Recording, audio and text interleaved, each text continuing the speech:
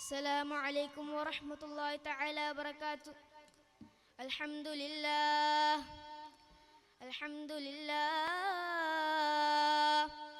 الصلاة والسلام على أشرف المرسلين وعلى آله وصحبه أجمعين أما بعد. ബഹുമാനാദരവുകൾ നിറഞ്ഞ ഉസ്താദുമാരെ, എൻ്റെ ശബ്ദം ശ്രവിക്കുന്ന വിദ്യാർത്ഥി സുഹൃത്തുക്കളെ, ഈ അസുലഭ മുഹൂർത്തത്തിൽ പ്രാർത്ഥന വിശ്വാസിയുടെ ആയുധമെന്ന പ്രസക്തിയാർജിച്ച വിഷയവുമായി നിങ്ങളുമായി സംസാരിക്കാൻ ഞാൻ ആഗ്രഹിക്കുന്നു. നാഥൻ തുണയ്ക്കട്ടെ. അള്ളാഹുവിൻ്റെ പ്രവാചകൻ പ്രാർത്ഥനയെ പറ്റി രണ്ട് വാക്കുകൾ പറയുന്നുണ്ട്. അദ്ദുആഉ സിലാഹുൽ മുഅ്മിൻ, പ്രാർത്ഥന ഒരു വിശ്വാസിയുടെ ആയുധമാണ്.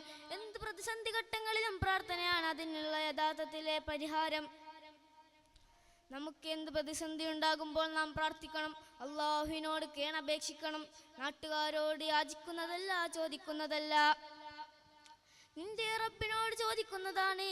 രണ്ടാമതായി നബി സല്ലല്ലാഹു അലൈഹി വസല്ലമ തങ്ങൾ പറയുന്നത് അദ്ദുആഉ യുറദ്ദുൽ ഖളാ,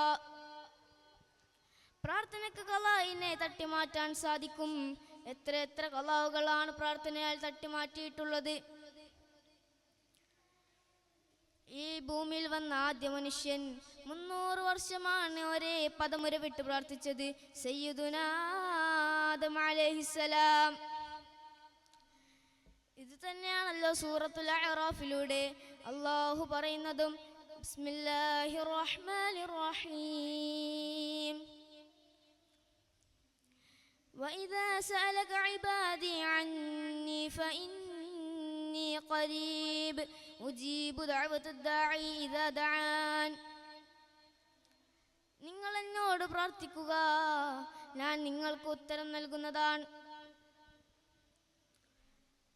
നബി സല്ലല്ലാഹു അലൈഹി വസല്ലമ തങ്ങൾ മറ്റൊരിക്കൽ പറയുന്നു, മാ മിൻ മുസ്ലിമിൻ യദ്ഉ ബിദഅവ, ഏതെങ്കിലും ഒരു മുസ്ലിം ഒരു ദുആ പ്രാർത്ഥിച്ചാൽ അത് ഞാൻ കേൾക്കുന്നതാണ്. എനിക്ക് നിങ്ങൾക്ക് ഉത്തരം നൽകാൻ സാധിക്കും. അത് നാട്ടുകാരോടും വീട്ടുകാരോടും മറ്റുള്ളവരോടും ചോദിക്കുന്നതല്ല, കേണപേക്ഷിക്കുന്നതല്ല, നിന്റെ റബ്ബിനോടാണ്. നമ്മുടെ ജീവിതത്തിലെ ഒരായുധമാണല്ലോ ദുആ.